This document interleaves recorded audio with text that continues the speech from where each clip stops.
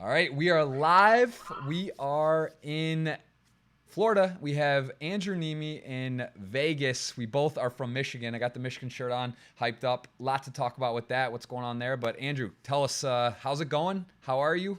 What's happening? Life is good. I'm coming at you from Las Vegas, and it's a little bit earlier here than it is where you are. And it's good though because I need to get on the Bahamas schedule, which is happening this weekend. But yeah, I'm usually not up at these hours.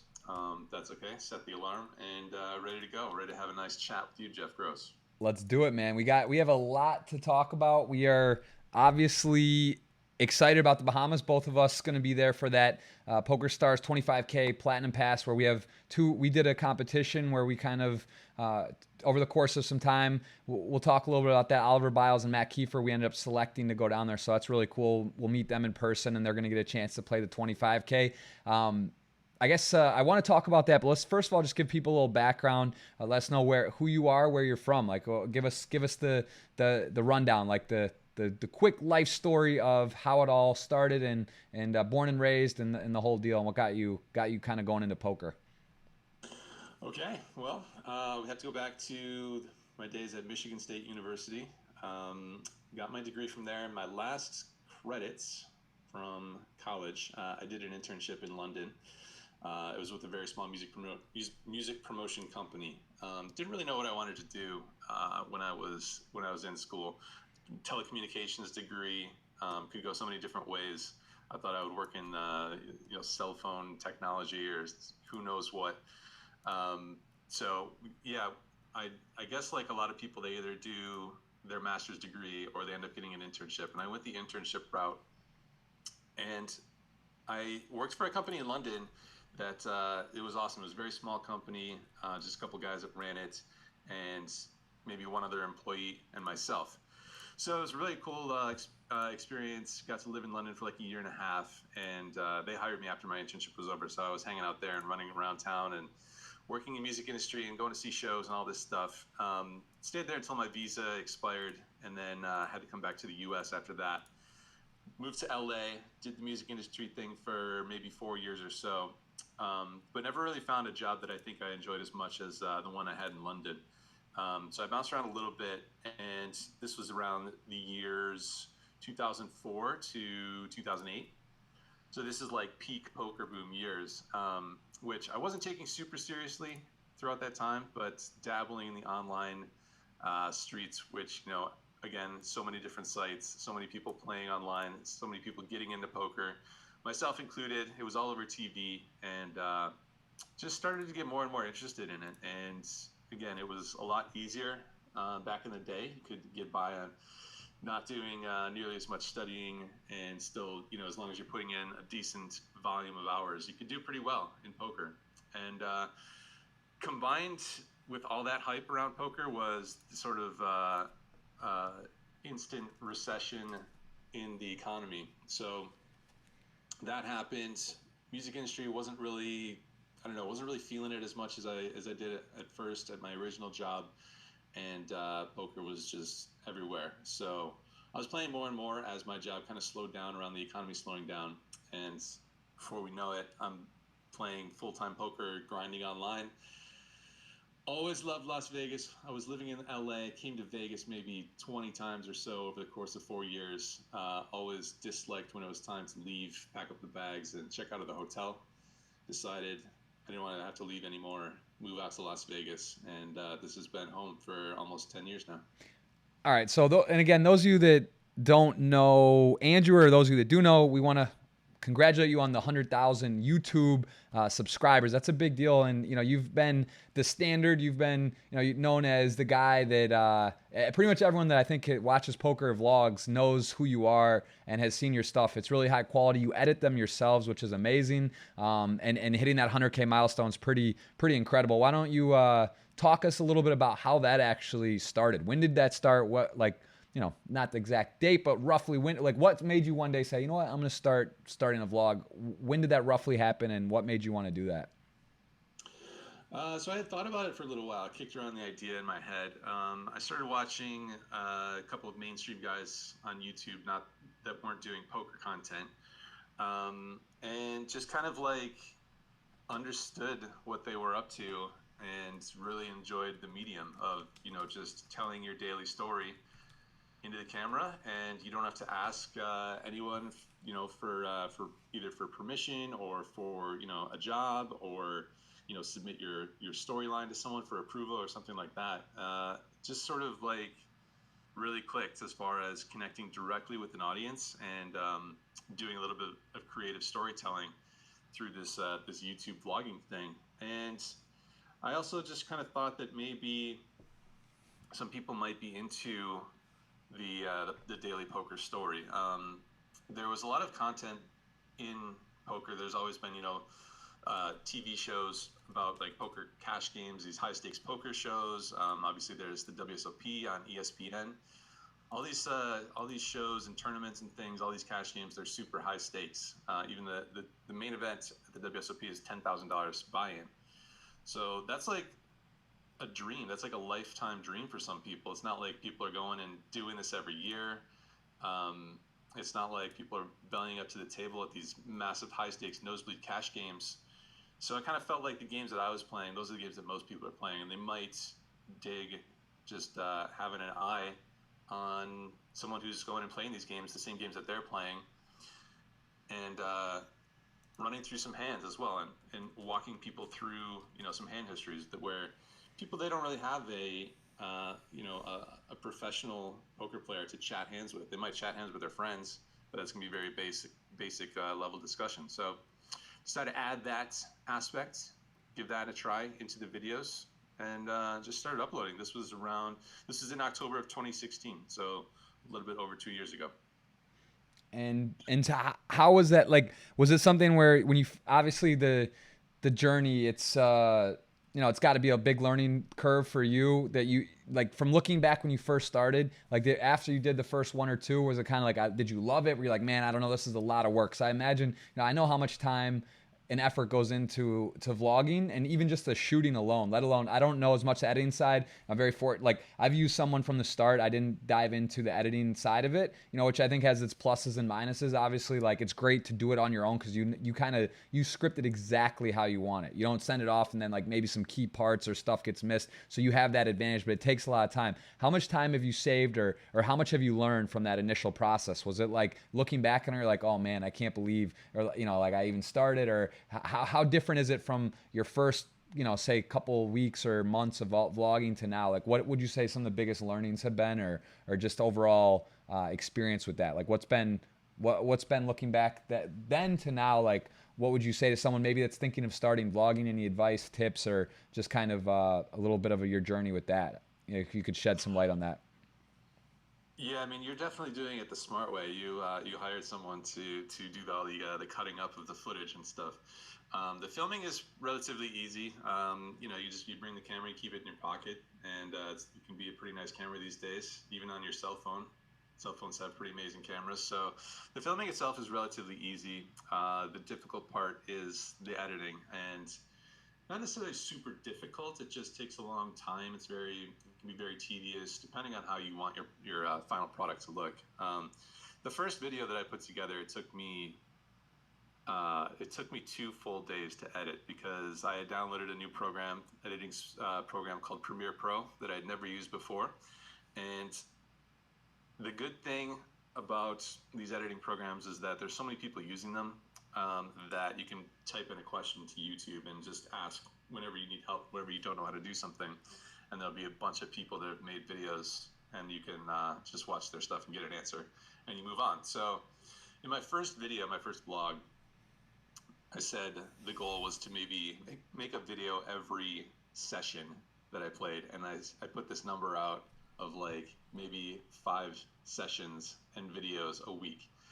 So this shows like just how clueless I was about how long it was going to take, because the first video took me 2 days, 2 full days to edit.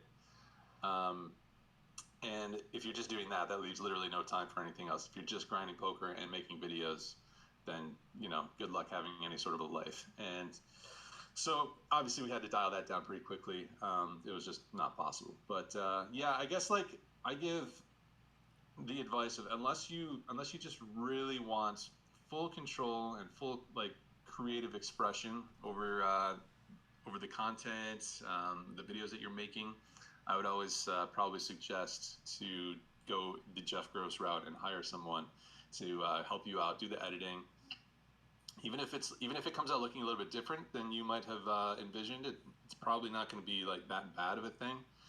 Different doesn't necessarily mean bad. So, yeah, I would recommend getting some help along the way early on, probably. Is that something you're considering to shift to, or are you just so accustomed to it? You have such your own style and such. Do you think that's something? Would you consider doing that, or are you just like set now at this point on always doing your own, or what about the future for that? Like, what's your take on that? Yeah, it's pretty difficult. It's tough to give over the control after you've built this product, this channel, the audience, and they've kind of become accustomed to your style. There's so much personality that goes into the editing. You can insert jokes just via the editing. So there's different things like that you worry about handing over control and releasing control of. There's other aspects of the videos, like when I do the hand histories, that stuff. There's not really any creativity, or not often. Occasionally I might put something in, but for the most part it's very formulaic. So I think that is the easiest part, to hand over control to someone else and let them insert the graphics and whatever needs doing for those parts.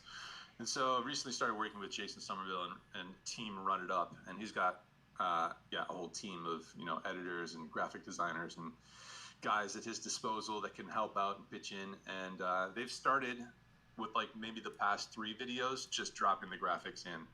It's still me like doing all the cuts and making sure the hand history sounds and looks the way I want it to. But even just dropping in the graphic overlay, all those cards, and making sure they're in the right spots, that'll save me a couple of hours of work per video. So if that's off my plate, that's great.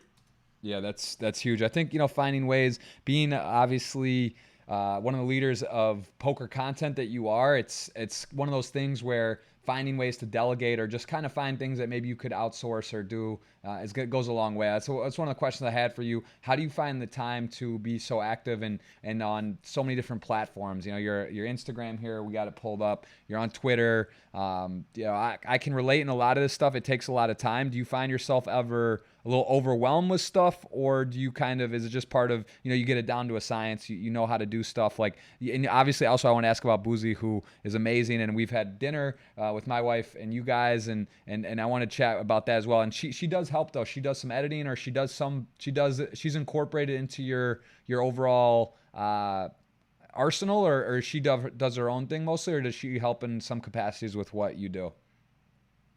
She's definitely involved like behind the scenes a lot. She, as far as like all the merch stuff goes, for example, this favorable apparel hat beanie right here, all the design is her work. All the sourcing, all the fulfillment, the website design, all that stuff. That's her. That's her hands on it. I know you can't see it. I got it pulled up the website here. I'm hitting a hotkey, little showing your YouTube and other stuff as well that you have here going right now. I'm scrolling through the men's clothing for Favorable. So yeah, that's cool. So she does a lot. She helps big time with that kind of stuff. That's cool. Yeah, for sure. I might give like 5% input on on some things here and there, but that's all her, and she's been a massive help with that stuff. As far as the videos go, it's predominantly me. Obviously the filming is me. The editing is all me. As far as like the other social media accounts, I don't know. I think you probably do a better job of it than I do. I definitely don't have a science to it. I sort of post on Instagram when I feel inspired to take a photo and edit a photo. I do some stories here and there. I like doing like Q&As on Instagram stories, the AMA type stuff. I don't know. I don't know how I keep up with it. I just sort of like go about it. I think I could do a better job with it.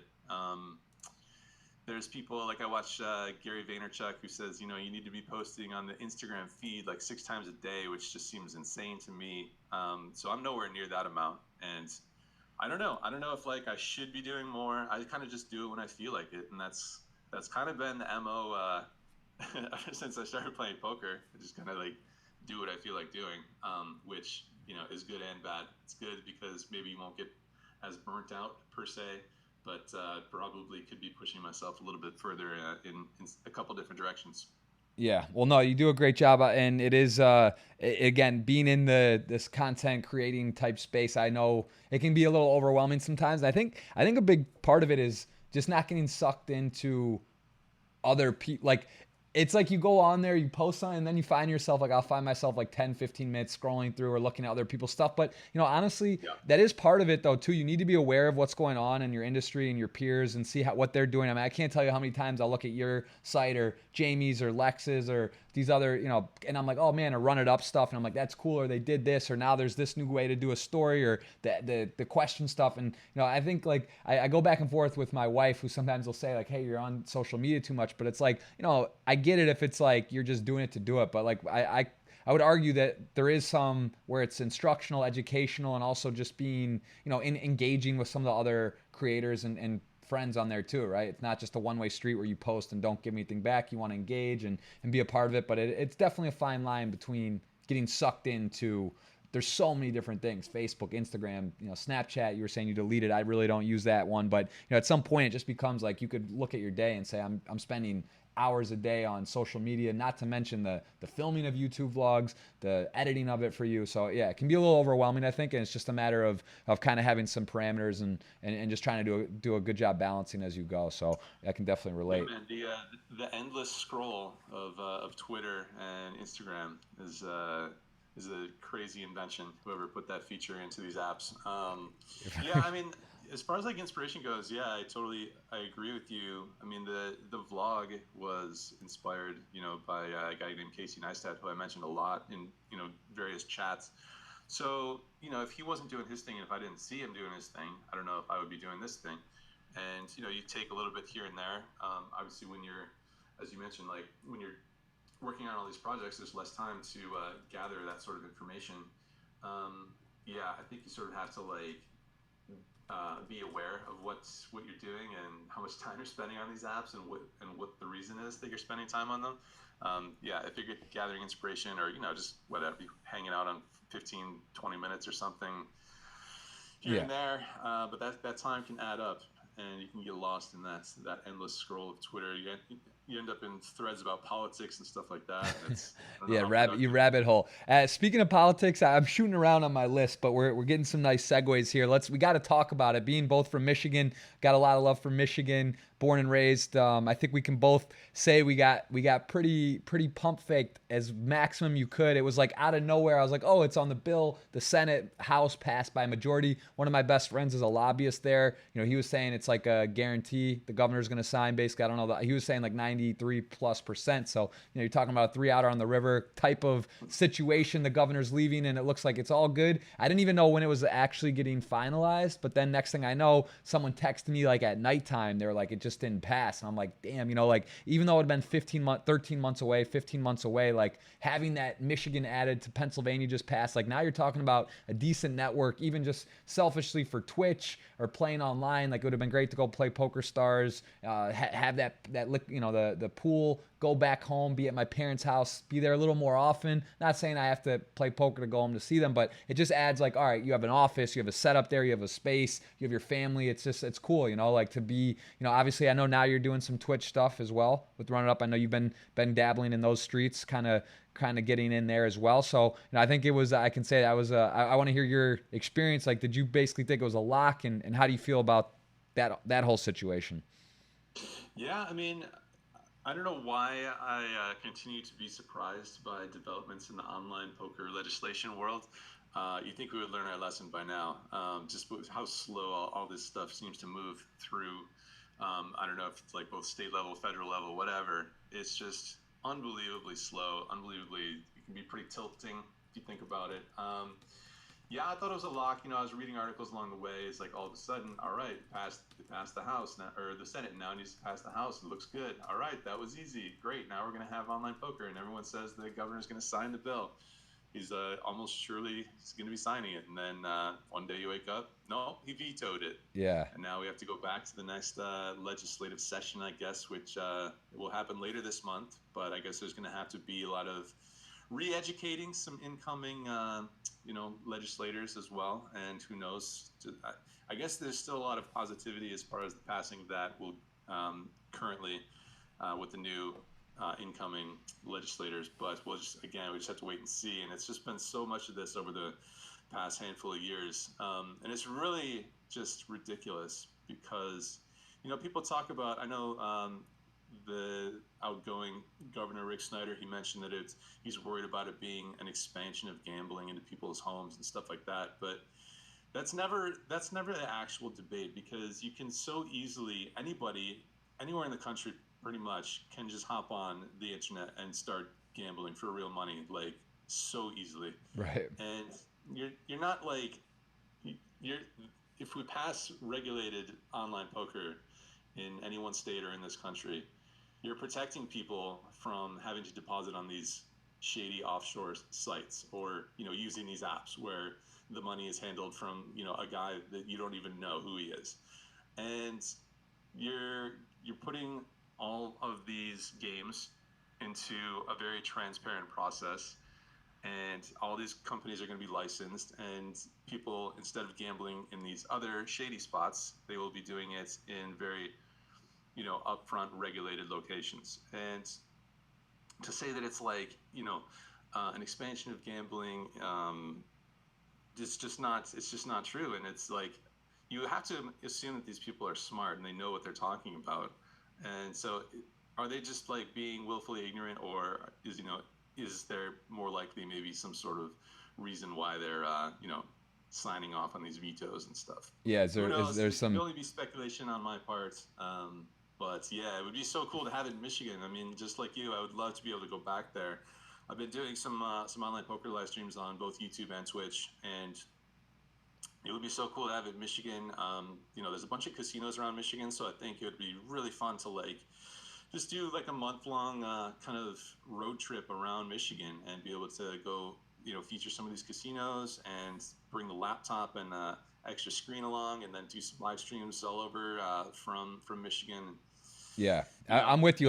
We got to call. We definitely. I mean, that's a no-brainer. We gotta collaborate on that when that time comes around. Obviously, we're both part of Team Run It Up now, which I just want to answer quickly to a guy, Tim Jenkins, in the chat, kind of mentioning. He said, "What's your main involvement with RIU on Neeme's channel amongst announcement of partnership?" But I don't really understand the current activity. So I think we do have to give Jason Somerville kind of the godfather of Twitch poker, Andrew Neeme the godfather of YouTube, and he is part of the team now. We're going, we have a lot of synergies within that group. So I guess maybe could you just touch again on that with Run It Up, like how that works with you being part of Team Run It Up? Just a couple questions in the chat as well. Sure. You've already sort of mentioned it, but can you just bear with me 1 second? I gotta grab my laptop charger. yeah, no problem. No problem, guys. We are live with Andrew Neeme. We had a little bit of volume issues. Bear with us. This is the Jeff Gross podcast. We are learning as we go. This is we've had some technical difficulty. We will get on SoundCloud. We will get on iTunes. We'll get on Spotify, all that good stuff. We are literally in day one. Andrew's very gracious to come on at the early stages. We've also had some Ben CB, Joey Ingram. I had Eric Damier with Earth Picks. We actually had to take that down. There was an issue with it, and we had to put it back up today. So if you guys could check it out, comment on it if you saw it before, just help us out. That's gonna, we're trying to build the channel here as we go, and we're learning. So we're just like, I think one of the biggest things I'd say, I guess I don't want to speak for Andrew, but with YouTube, with Twitch, with podcasting, or any of this type of stuff, I think it's really important to just dive in if you want to do it, because you know what, like, yeah, I could have a better setup, I could have a more elaborate thing. The volume has been a little more tricky, but you know what, I'd rather do it than not do it and like wait till everything's perfect, because that's just, I don't think, how things get done. So I apologize, bear with us, technical difficulties and other stuff, but we're just kind of learning as we go. So bear with us here. And yeah, Andrew, what do you think about that? I think you would say if you waited until now, you're gonna learn as you go on a lot of this stuff.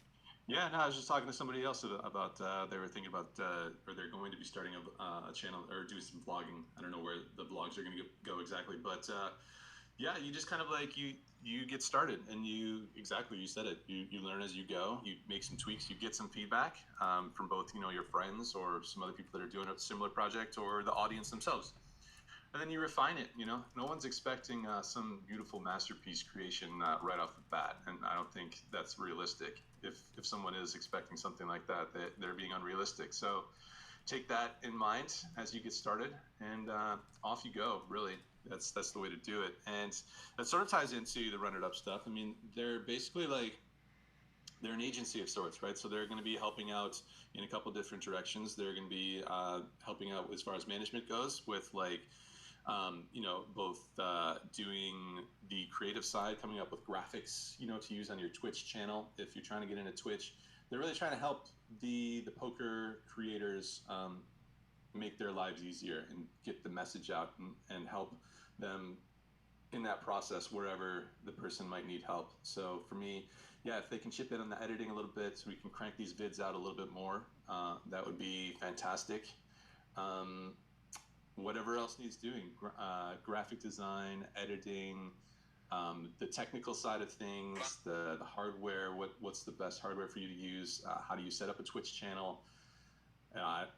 These guys are the Twitch experts, so I've been chatting with them. They made me the overlay that I use, so all that stuff, and then there's some branding discussions they can help out with as well. Jason's got a lot of experience with that stuff. Anything that a young poker creator can use a hand on, the team Run It Up is a reasonable resource to get some help from.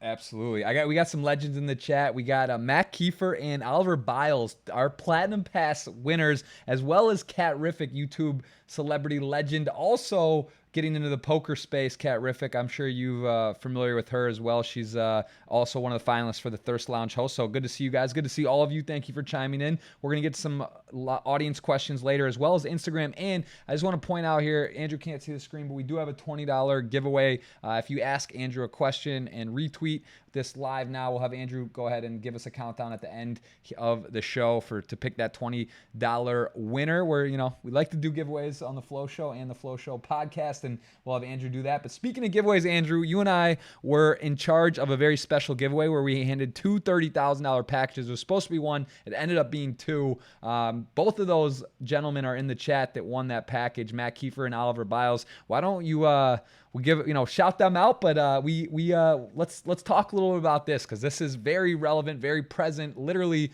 I don't know what day you get there. I'm leaving tomorrow. I guess you're gonna get there in the next 2 days. Tell us a little bit about that experience, how that came about, and how that giveaway, what that process was for you, and talk a little bit about your. We'll kind of just go through. Let's start with that. There's a lot to talk about there. Sure. Yeah, the Vlogger in Paradise challenge. It ended up being awesome. It was, so we put out the challenge for people to pick up the vlogging camera, tell us their stories, tell us their poker stories, their life stories, what's happening in their worlds, wherever they are, and ended up getting tons of submissions from all over the world. That was like, it was just crazy just to see how many people and doing these submissions, and you kind of expect the quality to be pretty low for people who are just starting their blogging, like as expected. As I was just saying, no one expects much of a product when they're just launching something. But the quality of these guys' videos, I was pretty blown away. It was so cool to see everyone's different personality, both through the videos and their creations, and Matt Kiefer and Oliver Biles, two definite standouts in what was a super high quality field of submissions.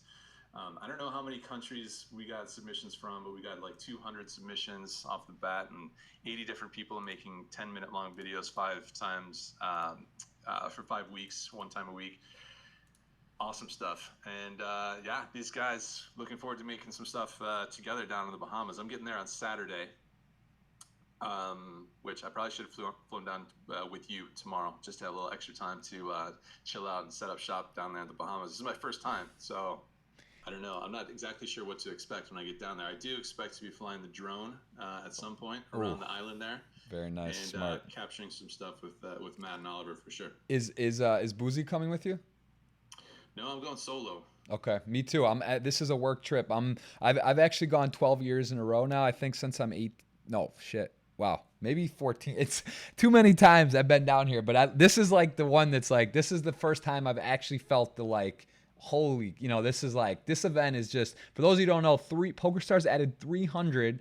Two of those members are winners of the Platinum Pass are in the chat. They won via challenges, but there was given away from random chest openings to people who bubbled tournaments that they didn't know they would get it, to people that have won side events. So there's going to be 300 people at least that don't normally play. Just to give you guys an example, my buddy Jason Kuntz, I have that card for you as well, Andrew. Remember the Stevie Y, that guy? So like he's a sports memorabilia guy, lives in Michigan. He's coming down to play a 25K. His buddy, former NFL guy Evan Mathis, coming as well. They both like literally play 0 tournaments ever. I mean, they're flicking it in. So like there's 300 added plus like who knows how many people.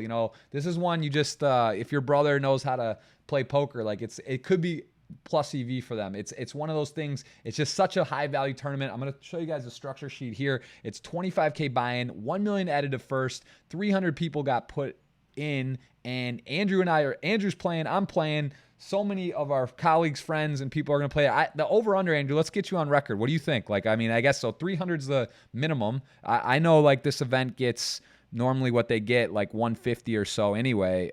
Plus, like I said, there's always what do you think for a number here? I honestly have no idea. I don't even know where to start. Like, this is the biggest tournament that I've ever played, so I have no idea what to expect. It's going to be crazy. I think your table draw is going to play a huge part here because obviously, there's going to be some of the regular high rollers mixed in with such a diverse crowd, as you mentioned, all these giveaway winners and stuff. And you could be next to someone who won a drawing, and on his right is Fedor Holtz. Right. It's gonna be a while. Like table draws, I think that's the most. I'm pulling up your Hendon Mob here on the right just because to show. Yeah, you're a cash guy. You've done the vlogs. You're more of a cash game player. So I think that's a big. It's funny about tournaments. Like you have a guy that like. You could be the best cash game player in the world. You could have the highest win rate and you're the greatest player ever. And then there's a guy that's played a tournament a couple times that runs hot and he has a couple big scores and people are like, man, that guy's an amazing poker player, which really is not the case. Like it's just so there's so much variance, especially in tournament poker. So, I'm looking here at like, yeah, you played some this summer, you play some, but you're not really a tournament. That's not your main thing. You're not grinding and traveling the circuit. You're doing vlogs. You're playing cash. You're running business. Your clothing. You're doing all this stuff. So this is, I mean, that's my point. Like even though you're a very, very, very good poker player, at least my experience, you and what I've heard and what I witnessed and just my understanding, but like. You don't play tournaments. It's a lot different. So, it's just not like it's a 1K or 5K, even a 10K. It's a 25K that's going to have like probably 7, 8, 900 people. I mean, it'll be 4 or 5 million to first. It's going to be absolutely electric.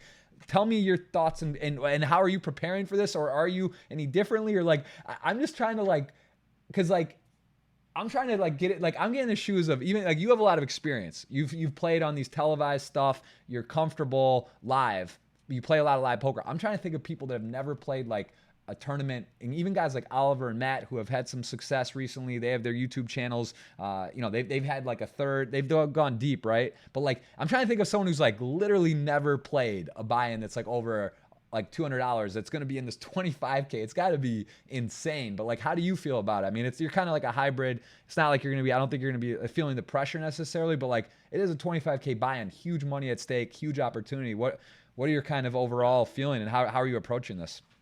Yeah, I go back and forth. It's like it is such an amazing opportunity. Again, it's one tournament. There's going to be variance involved, and you hope to run good. But yeah, I've been doing a little bit of loud work. I think the thing is to not get too carried away in that stuff, especially like in the we're basically there. The thing starts in a few days, and are you going to try and cram all this stuff in and then just start wielding all these new weapons in the tournament? It's probably not going to happen. It's probably not going to work out that well. So I'm basically just planning to rely on the experience, as you mentioned. Yeah, I mean tournaments not exactly my strong suit, but I think with, as you mentioned, the field and I'm sure there's gonna be people in there that literally have no Hendon Mob entries whatsoever. Right. Yeah, it's crazy. I think I read a little bit about the structure. I think it's going to be like a really good structure. I think there should be a good amount of play. I think they're paying like more than a typical tournament might pay out. Not exactly sure what the percentage is, but because I know that they wanted like I don't know if like the min cash is actually just like the buy-in, and then there's because a lot of platinum pass winners, if they min cash, that's huge. That's like $25,000, whatever it ends up being. That's a pretty amazing score for a ton of people. And then I think the payouts are gonna be pretty flat, at least the initial payouts. So yeah, I mean, I don't know. I think it'll have some cash game relatability to it. Obviously, live poker is my thing, 100%. So there's for sure like some jitters, because obviously, like I said, I've never played a tournament this big, $25,000. It's 2.5 times the biggest buy-in that I've ever played. So it should be quite an event, and just looking forward to like trying to capture as much of it as possible and putting it on the vlog. Absolutely, it's going to be incredible. It's going to be a lot of fun. I mean, I'm it's like literally Christmas. I get excited for the main event and some other tournaments, but like I'm actually giddy. I'm flying down with Rast tomorrow. We're getting there on the 4th, and like like you got guys like that Brian who like normally wouldn't travel, but you're gonna have everyone. That's what you're gonna have, like the best 10 players in the world. You're gonna have guys that just are clicking buttons, are just gonna be happy to be there. There is we already locked up one. We're gonna swap one. I know each of us gave away 5. Well, we're good to swap. You want to swap one? Let's swap one. We got to do it, right? One of us brings $5 million. We got to keep some extra money in Michigan, keep it circulating. So we're gonna swap. I know we're giving away. I think Trevor Savage as well. Unbelievable job, one of the finalists from our competition, and Derek GMZ, who his final video honestly brought me to tears. We know how talented all the vloggers gave it so much, and there's still some of them still doing vlogs, which is incredible. They all have 1% so to us. I hope they didn't forget that. So all 5 of them each have 1% of us, which I'd love to. It'd be great to win 4 or 5 million. It'd be pretty cool. Imagine that though. That's a fat giveaway, man. Imagine when you win 4 or 5 million, you're cutting off 200K giveaway, which it's crazy, but it would be pretty epic. And I hope that's the case for both of us getting deep and going well. But we have those guys in the chat, Derek as well as Trevor, I believe, and they're saying what's up, and really talented streamers, vloggers, great players. Derek, I told him I'd buy a nice chunk of him if he wanted for the 25K. He was at Run It Up. I think he got a first, a second. He had 7 cashes in the week or something insane. Yeah, really, he's putting in the work. Super talented poker player. Yeah. I expect to see a lot more from Derek Gomez. And Matt Kiefer saying you should skip day 1 and come in with 50 blinds. I don't know. Is that what it comes out to? I'd have to look. I know you start with 300. Have you looked at the format really? I actually was just taking a look the other day, more on logistics. Have you seen some of this, Andrew? Have you been looking at the format of it? How many blinds you get, how many hours a day you play, all that? I looked at it a couple of months ago when there was a little bit of discussion about it, and it seemed like there was going to be a good amount of play. I haven't looked at it recently. Yeah, it's just kind of interesting to get. I would say the flow of it, seeing what time it starts. There's no dinner break on day 1, 2, which is cool. So it's done at 9. So you start at noon, play 8 levels, no dinner break. Pretty reasonable. Nice. I prefer that a lot. You get to go to a dinner with your, relax, and then get to bed at your own time and plan your day. I also did want to point out that there is there's a yoga spot, yoga retreat. Have you heard of this? Right outside of the Cove. If you walk out on the beach of the Bahamas and go to the left, there is a really nice yoga meditation place. I think every morning at 9 they have a yoga class on a platform on the beach. And there's also 2 times a day, but 10 in the morning they do a really nice breakfast, vegan, very healthy. It's delicious. I try to go whenever I can. My wife goes there every day when she's come in the past. So I would just point that out. I don't know if that interests you at all, or anyone who's watching. If you're going to be there, that's something pretty cool that you wouldn't necessarily know unless you've been there or heard about it. So you're gonna have to give me all the tips here. You're much more experienced down here than I am. For sure. No, this is this is the one I've literally not missed one time, and since I've started playing poker, I've been going down here. There's been years where it's been higher value than others, and I think for a couple years it lost its luster. They dropped it to a 5K buy-in for the main.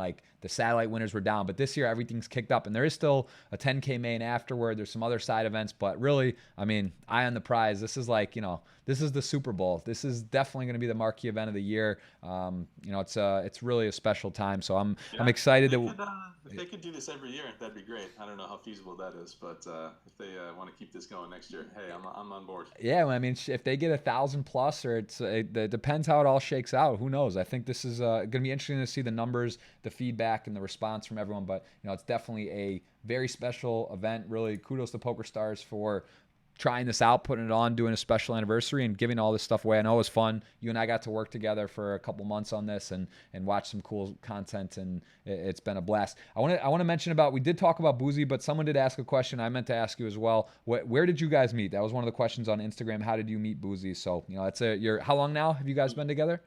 Boozy. It's like Boozy. Lucy, but with the B. What did I say? Bussy? Boozy, I think, but it's going to be a lifelong thing for her. People trying to pronounce her name correctly, but she's Boozy. Awesome. So tell us the deal. We met at like a small gathering of mutual friends, like a little party over at someone's place. It was very random. She randomly met somebody at a concert here in Vegas at the Hard Rock. That person was working with someone that I went to high school with. It was like the only person that I knew when I moved to Vegas was somebody that I went to high school with. Didn't even know her that well, but became friends. And then we all got together over at my friend's house and just started chatting. And the rest is history, as they say. That's awesome, man. That's a great story. It's nice to have. What are the odds of a South African and a Michigander meeting in Vegas and trying to spend the rest of their lives together? I like it, man. I'm all about that. I met my significant other also from a foreign country in Nevada in the middle of the desert. You never know, man. You just, life's crazy. You just kind of go with it. And I'm happy for you guys. I know how much fun and we've had hanging out with you and both of you, and definitely high energy. Great. I got nothing but positive things to say, so that's awesome, man. Thanks, man. How do you think it's gonna be when there's a new some changes happening in your life? Is there gonna be still this jet setting down to the Bahamas for 14 days or whatever it is? No, I hope. Well, if we can get the audio sorted out here and we get this podcast humming, I would like to do more podcasts. So that's no restriction on location. I got a lot of ideas, and I think like we've talked about, just trying to like not bite off more than you can chew. It's like, I want to do a podcast. I want to stream on Twitch. It's a little bit of an issue with location, but I think there's some creative ways to do some of that from here. So yeah, I'll be less travel coming up this year. Around end of April, the baby's due. I guess I'll play the main at the World Series, and other than that, I don't know. It'll be interesting. That's going to be a interesting time. You're playing. You played the main pretty much every year. WSOP. Do you play? I played it 3 times. Okay. So I'm sure I'll be playing it again this year. I think last year I said I want to play a lot more tournaments, and it didn't really end up coming to fruition. This year, again, I think I want to play more tournaments. I want to learn a lot more about tournaments, play a lot more, get that Hendon mob up to a respectable number, and we'll see if it actually ends up happening. But I expect still a lot of travel this year. So many places around the country that just have really nice casinos and tons of action all over the place. And then that's not even talking about international destinations yet. So I expect a lot more of that to happen this year. Capture all that stuff on the blog as well. Absolutely, man. Get the travel in while you can. That's something Amelia and I traveled a lot, and it's great. But like I know I've seen it with my friends and the 1-2-year-old phase 3. Like it's tough, and we'll see. Teach his own. We'll see how it goes. But hopefully, if you guys choose to go that route, you get the travel, get the stuff in while it's a little simpler. And I know you've been getting all over the world already and continue to do that. We're going to, I want to quickly mention, I think you did post on Stake Kings, correct? You have some action available for people. So I can just quickly show that, guys. If you go over to stakekings.com, I posted as well. I think I put up 5%. I don't know if mine, I think there's, let's just see. I have, I have $200 left on there. It's capped at $100 per person. And Andrew Neeme, let's see, he is on there as well. And it looks like he's got 3,200 left available. So, I have this up. You guys can just go over there, check it out, and see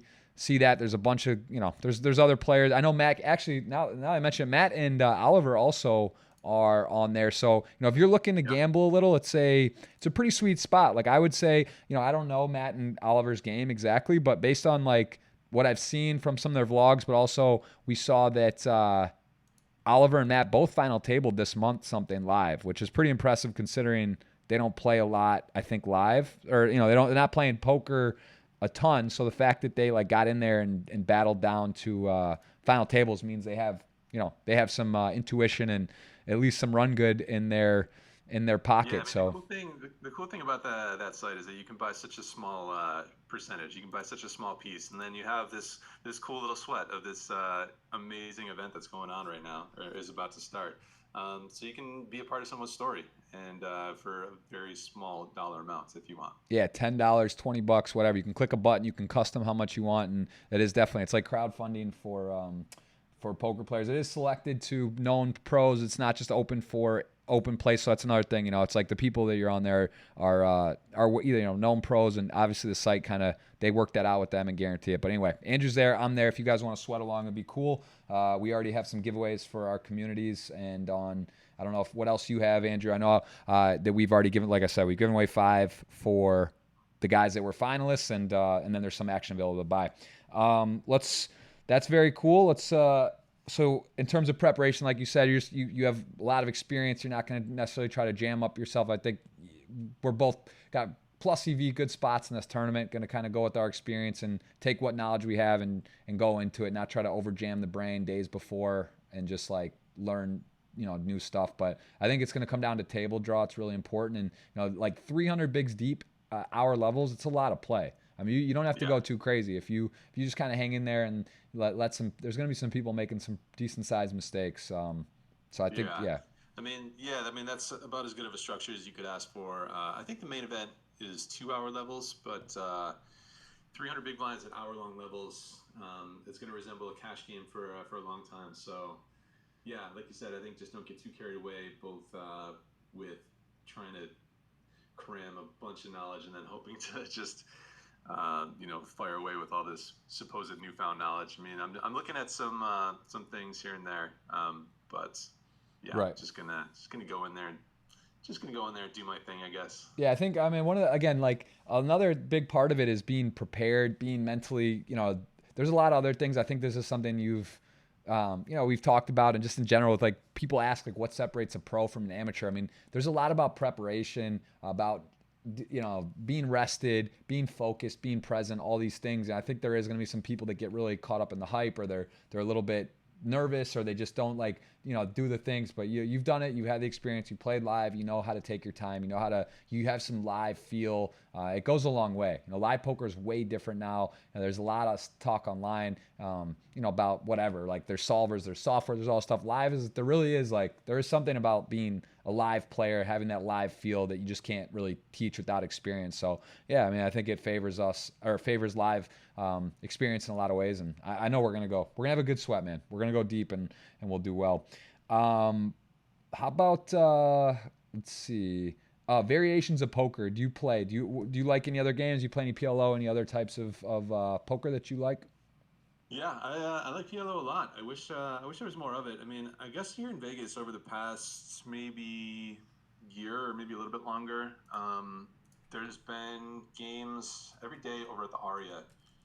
So that's both 1-2 with $5 bring in PLO, and they also get a 2-5-10 game. It's 2-5 at the Rock. But even that 1-2-5 game, that can play like, I don't know, I want to say almost as big as like a 5-10 no limit game. Sometimes you get people straddling in that 1-2-5 game for $10. So seriously, I'm playing a pretty big game that's listed as 1-2. So yeah, there is some PLO action to be found in Vegas. It's mainly just at one location. Sometimes the win gets a game too. But yeah, it'd be nice if it was even more prominent here. It seems like, I don't know if it's something about the Vegas playing pool that's here. Obviously, when the World Series is going on, there's going to be a lot more PLO action. But I think the regular player pool here is a little bit variance averse. So obviously, there's a lot of that in PLO, and I think that it might partially explain why it hasn't been super popular here in Vegas, whereas in some other locations, even like Midwest or in the South, earlier on, PLO is a lot more popular. But yeah, I like the PLO. Really like the short deck that we got into when we were up at Run It Up Reno. We played some of that. That was really fun. I've played it a couple times. I think I've played 4 times now. Again, it's not being spread regularly anywhere yet, but would be happy if it was, because I thought it was pretty cool. It's very similar to PLO, I think, in how there's going to be a little bit more variance and equities run closer together. And it's cool because the mechanics of it are the same. You know, you don't have to explain to someone how you can only use 2 cards from your hand and 3 cards from the board and all this stuff that you do in PLO. Same game, no limit, Texas Hold'em. Should be a somewhat easy bridge, but you know, it remains to be seen. As far as other games go, haven't really gotten into mixed games at all. I think I dabbled a little bit in like Raz Online here and there, but never really studied the game. That's about it. That's about the same for me. I was just showing quickly a little highlight from that short deck. I think you had a video as well on. Did you do a Yep.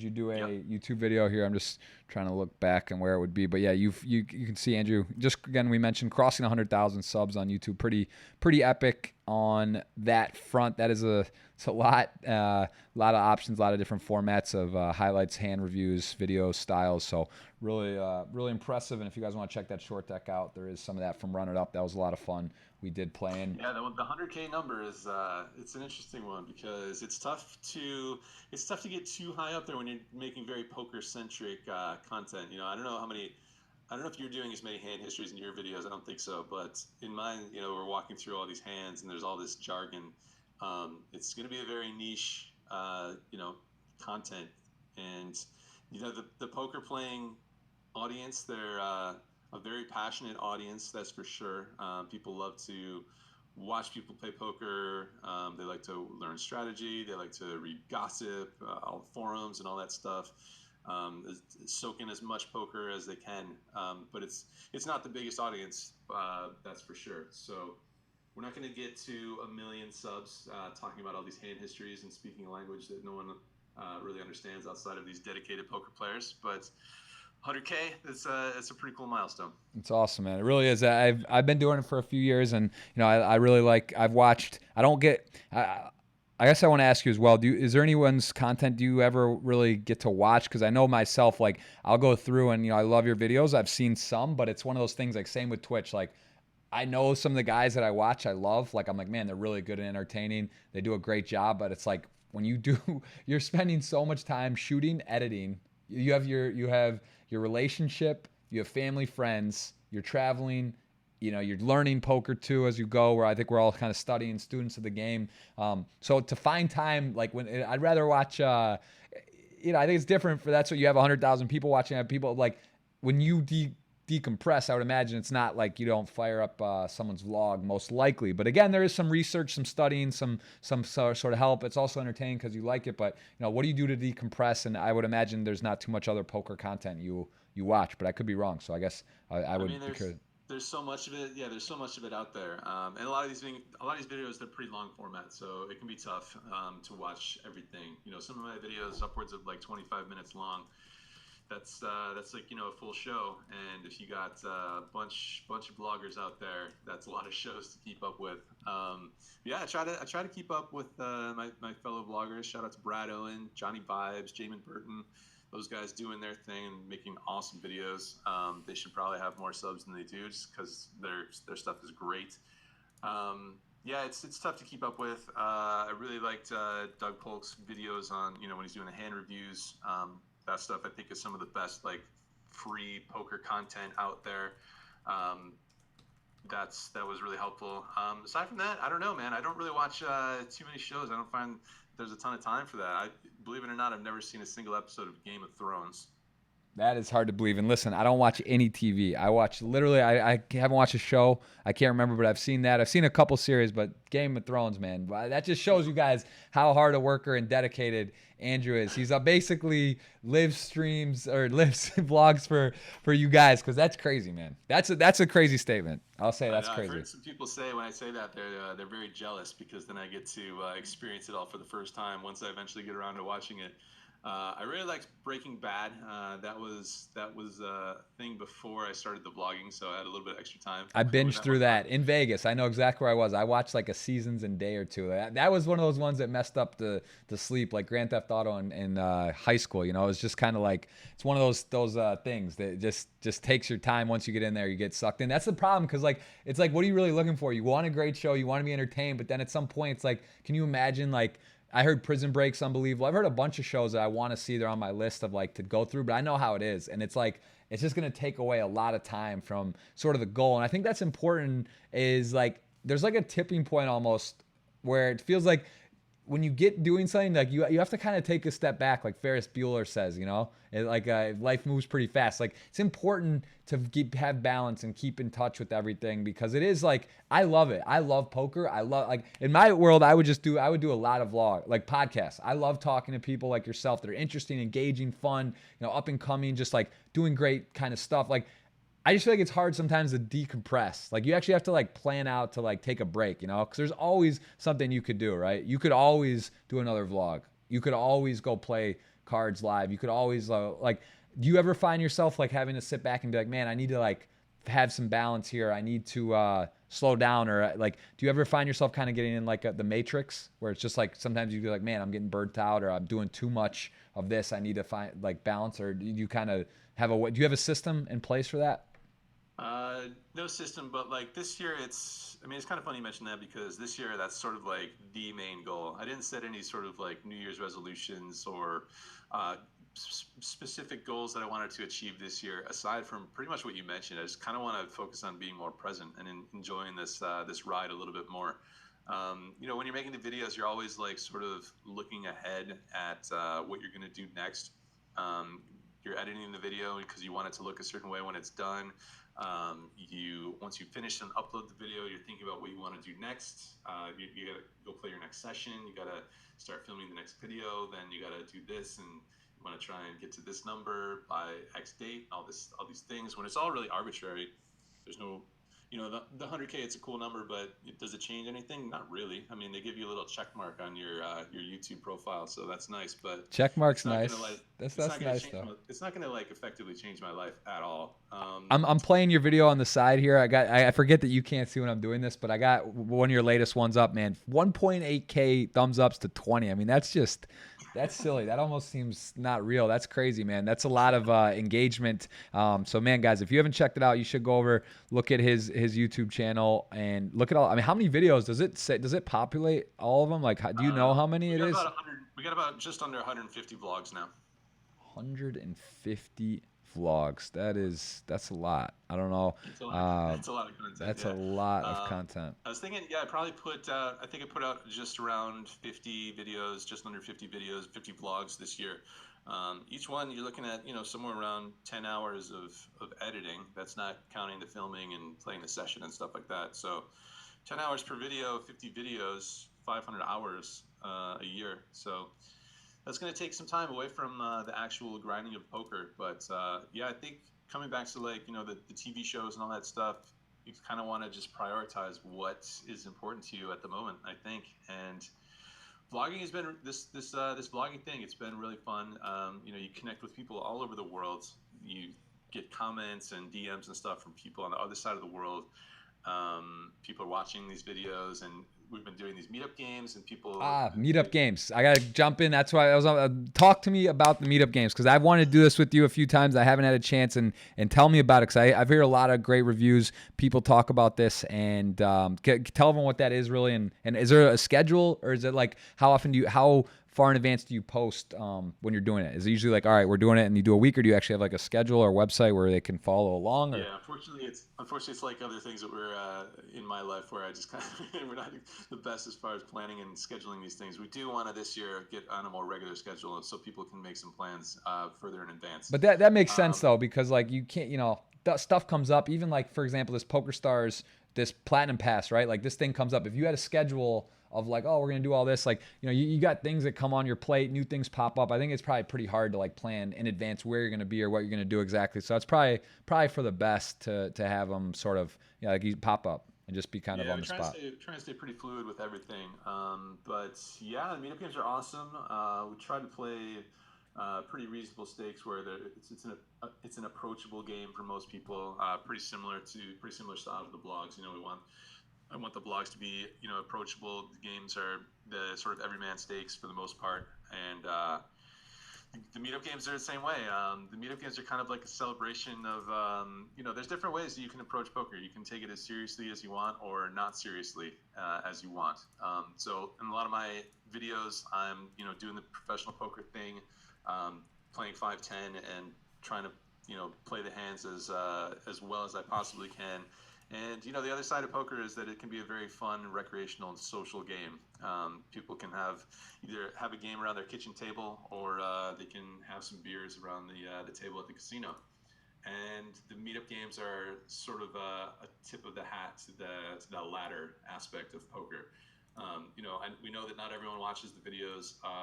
There's going to be needs to take the game as seriously as some professionals do. There's multiple ways to enjoy the game, and it's also just a cool way to get in front of people and chat with them in real life rather than like through a computer screen, through a comment field underneath the videos. So to be able to actually meet some people that like poker and are located in some different cities. We're going down to Austin, Brad and I, Brad Owen, my co-host of the Meetup Games, making our second visit to Austin on the 22nd and 23rd.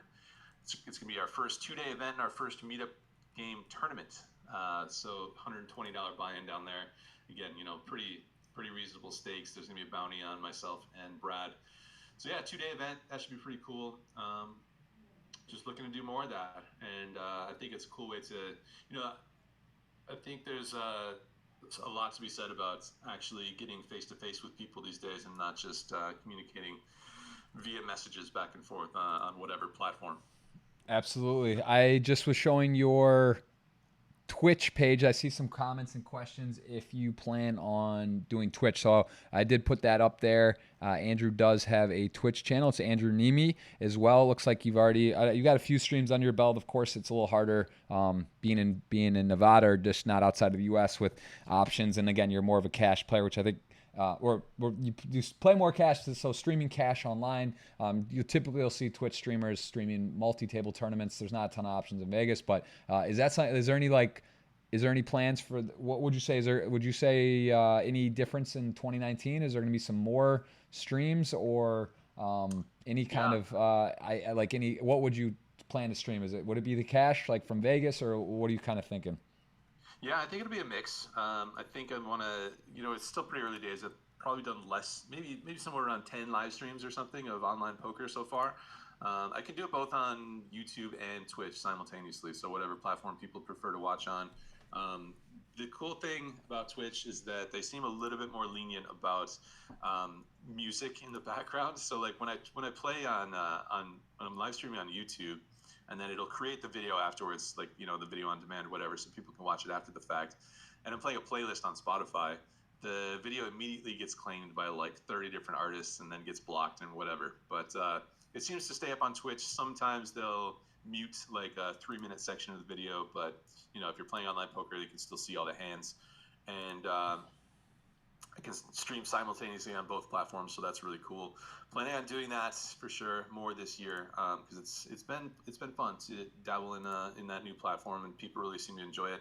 I don't know whether it'll be predominantly cash games, predominantly tournaments. I know a lot of people, like you said, like watching the tournaments. They get to watch the story unfold from the beginning, the middle stages, and the end, and that seems pretty cool to me as well. Whatever. I'm down for whatever. I'm down for like some video game streams, some IRL streams, whatever. Try it all out and see what's fun.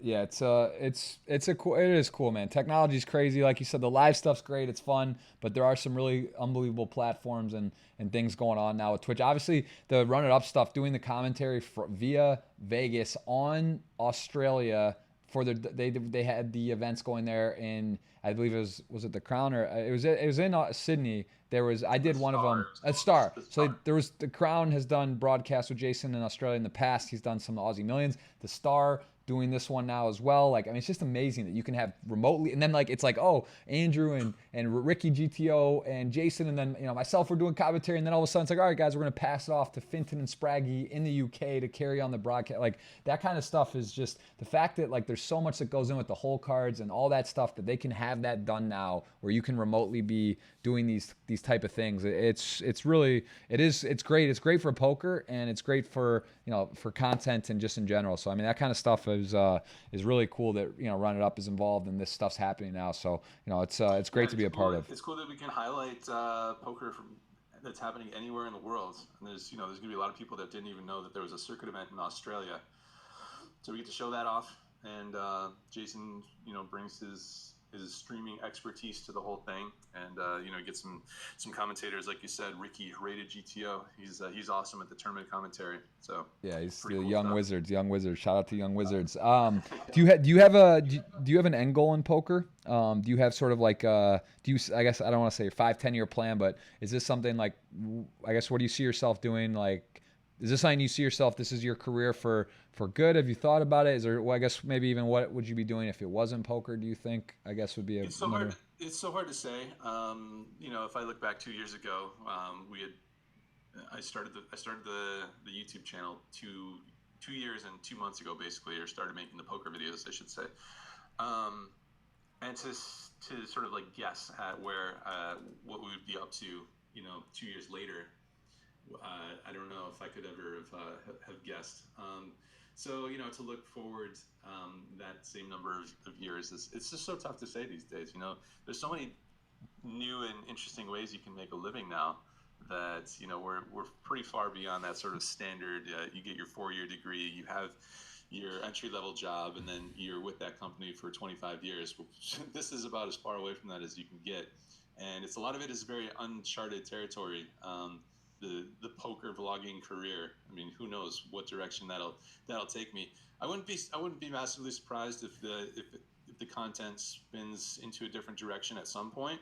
I don't think we're like necessarily close to that happening, but if I've considered different things, like maybe I want to start a business of some sort, and then we can sort of use some creative aspects and the YouTube channel to highlight that from the beginning, from the ground up, and capture that whole process. I've always been sort of interested in startup companies and reading about the process in different companies and their ideas and stuff like that. Shark Tank, favorite show on Nice. TV, probably. So I've always been interested in that sort of thing. Who knows? Maybe we'll open a bar here in Vegas and capture the whole process on the YouTube channel. I love it.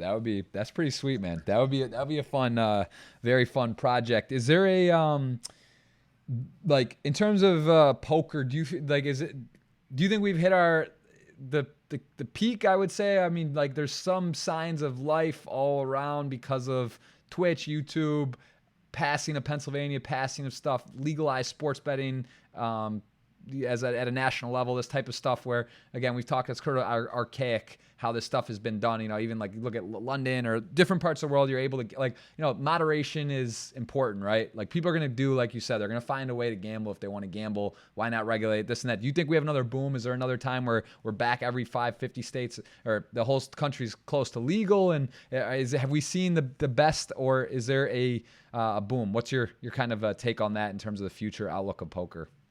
I mean, I think it'll be pretty hard to replicate what happened in the early 2000s. There was, a combination of several different factors. We had, the obvious one is the moneymaker one. That's what everyone talks about. We also had the whole card camera starting to be used on the World Poker Tour, and online poker also started booming as well. And some sites really started marketing themselves, and it really started to catch on. So you have all these different factors that combine like at once, and that was just such a special time that it's really hard to replicate that combination of factors. But if we do have regulated poker on a wide scale here in the U.S., I think it'd be fantastic. I think it'd be great. I wouldn't necessarily call it a boom, but I think it would be really good. The thing is, like, when you have online poker, it feeds the live poker scene too. You can run so many more satellites to live events. And people talk about maybe you're taking business away from the casinos and putting it online. I don't think that's the case. I think one feeds the other. I think poker rooms probably saw a nice uptick when online poker was really peaking here in the U.S.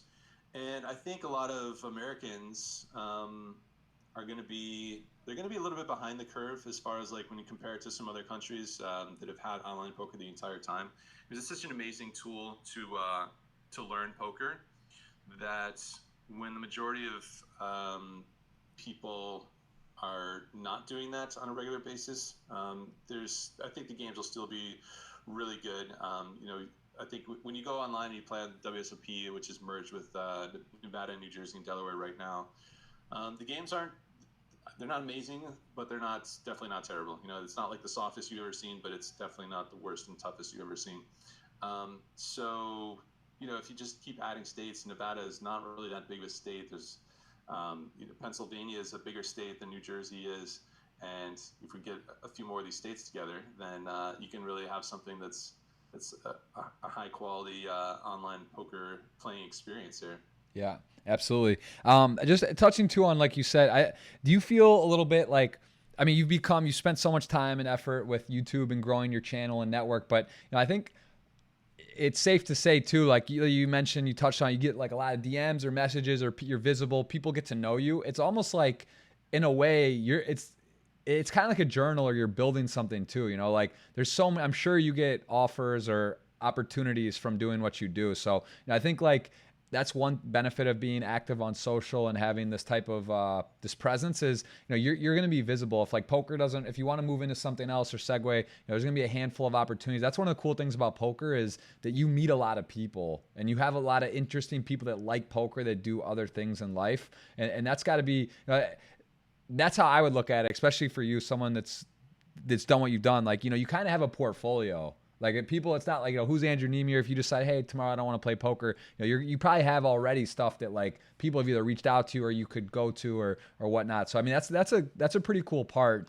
to have that portfolio and journaling, if you will. Like a fancy journal. Like you have like you are known. Like, I don't know how often you get stopped on the streets or whatnot, but like it's probably like a pretty cool level of notoriety, right? You're not like, it's not like you can't go out to dinner and not be like swarmed. I would think, but maybe you do. But like, it's also kind of cool. Like, people know who you are, especially in the poker space, or say what's up, and kind of, you have that like nice mix. You're not like, it's not like a LeBron James, but it's like kind of like cool that like some people acknowledge and say hi, and like they respect your stuff. And I've seen people, I've seen it myself. I've seen people stop you in different places and stuff. I mean, obviously in poker, it's like, if you're in the Rio or you're at the Runner Up, it's like different, right? People are gonna know more of us, but like just being around and stuff, I'm sure you get some of that, which is it's cool. It's got to be a nice blend. It is cool. I mean, the cool thing is that like everyone's so friendly when they come up and say hi. They're complimentary about the videos and all that stuff, and that's awesome. Yeah, like you said, it mostly happens in poker rooms, casinos. Only maybe once or twice at the grocery store. One time, Boozy and I were walking. We were in London, and we were just walking through Trafalgar Square, which is just central London. And someone came up to us just in the middle of Trafalgar Square, where there's like thousands of people. So that was that. It's you get taken aback a little bit when it happens outside of the poker room. For sure. It's awesome. Like I said, everyone's friendly. There's no like trolls in real life. Everyone's just super nice. That's cool. As far as like, yeah, it's awesome to have this sort of be like your resume, your version of a resume. I think it's cool. I think you can do this sort of thing in literally any industry if you are interested in sort of creating this this documentation, this journal of this time in your life. And it's gonna be awesome when Boozy and I are able to look back on this like 20 years from now and see what we were up to 30 years from now down the road. Yeah, that's one of the things I think is the coolest. Like when I first started, and I was like, you know what, I'm just gonna do it at the World Series. Like I'm gonna throw it up, and just like my first vlog I ever did, it's ridiculous. Like I'm like walking around and like in the mall, and just like I just had such a different understanding. Like I was just like, all right, I'm gonna try it. But like that's the cool part too. It's like when you look back, exactly what you said. Like to me, forget about like people looking at it, loving it. You're creating value for others, but like I think personally, selfishly, however you want to call it, like it's like you have, you write down in a journal, might get lost, or it's sort of like, are you gonna really read? But like having like a video version that you could like say, oh, what was I doing, man? The years blend together. Time goes so fast when you can look back and say, oh man, like that was crazy. We were in London and I played a little poker and we went here, and I think it's like, it's really cool. And that's something I really, really like how you do it. You incorporate like a mixture of the poker and the and the experience, which is it's awesome. It really is a blessing to be able to do that and have it work like it does for you. It's really, really cool. Have you found any like what? Give me a couple tricks here. What's like? Is there any type with the algorithms, or even like with the time length? You kind of like, it looks to be the sweet spot. I guess it depends. Like some of this stuff's a little different, like 10 to 20 minutes. Like, is there any like optimal length when you do, or do you kind of just go as you go, or is there like targets you set? Like what kind of someone who's maybe looking and getting into making videos? Any advice on that type of stuff? I guess I haven't done too much lab work as far as all that stuff goes. I know that I guess apparently if you upload earlier in the week, say like on a Monday, that's gonna, I don't know, supposedly perform better for a video than if you upload on the weekends. I think a lot of people actually like have some of this content on in the background when they're at work, at the office or whatever, whether that's like a Twitch stream or YouTube vlogs and stuff. Some of it commands more attention than others, but I think a lot of people, when they're at work, they're sort of maybe passively watching some of these things and sure actively watching it sometimes. But when it comes to the weekends, I think people are doing their thing either with their family or they're on the softball team or who knows what. So I don't know. That's the only real tip. I think if you upload earlier in the week, then you might do a little bit better. And also like reasonable hour like noon or something versus like 3 in the morning. But I don't know. I mean, I don't know if there's like a sweet spot for me for video length. I just sort of like, whatever it takes to tell the story of the day, that's how long the video ends up being. So sometimes it's like, I think my longest one might even be like 29 minutes, that's a long ass video. Some of the videos are going to be a little bit shorter. Some of them are going to be like more towards 10 minutes or 15 minutes. But I mean, when you're talking about like 4 different hands in a video, 4 different poker hands, and then you're also trying to capture some scenery and stuff, the videos can get kind of lengthy. But whatever it takes, that's the video formula that I use. Whatever the desired length or the required length, I should say, to tell the story of the day. Absolutely. No, I'm with you. I think I try to keep it shorter, but sometimes, like you said, it's just like, all right, a video needs to be a little longer. It needs to be, if that's not exactly what people want to see, unfortunate, but sometimes you just got to do what you got to do for that stuff. And it goes. Bear with me 1 second. I'm just going to run to the restroom. Yep. All right, guys, again, we are live with Andrew Neeme. He's in Vegas. We're in Florida. We're both heading to the PokerStars PSPC Platinum Pass adventure. We got Oliver Biles, Matt Kiefer as well, who are in the chat. They won the $30,000 packages. Andrew and I will be playing. We do have action up on Stake Kings. You can search by player. I see Patrick Antonius, also our buddy Jason Kuntz, not Kuhn to be confused. Jesse Sylvia in there. Joe Cotta posting. I mean, you can even just... you can add by people. You can do multiple people and make yourself see what's going on here. But yeah, so that's pretty cool. This is who is going to be down there. We're going to be firing. A lot of good players are having action and will be joining us. Is Moneymaker in the... oh, he is posting. And here it looks like, is he? I thought I saw his name, Chris Moneymaker, 25K PCA. Boom! I didn't even know that, but he's in there. So that's pretty sweet. We're going to take some questions now, guys. On Twitter, we do have a retweet giveaway if you guys want to enter. I'll go through and look at some of these questions. Also on Instagram, we do have a swipe up, and I saw some cool questions there. We'll go ahead and look at that. You guys got questions, man. We got the GOAT on YouTube, Andrew Neeme right here. 43 people eligible for that $20 giveaway.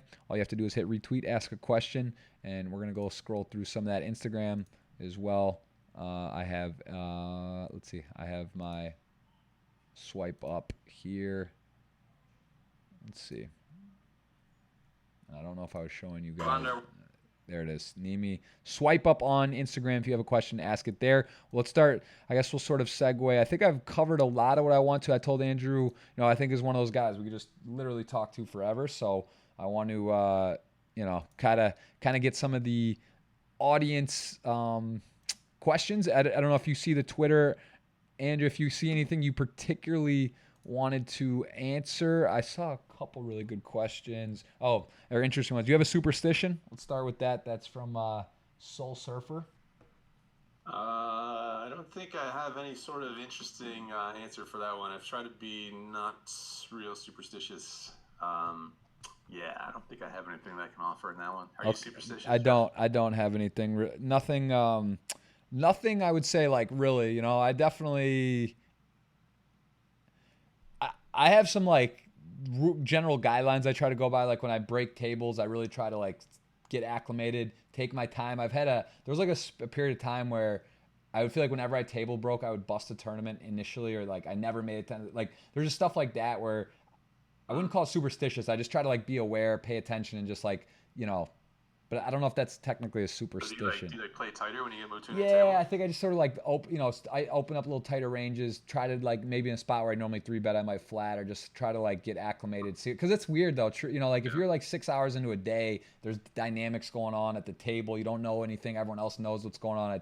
Stuff like that. But that's not really a super stition. Do you fear any women poker player in particular, and why?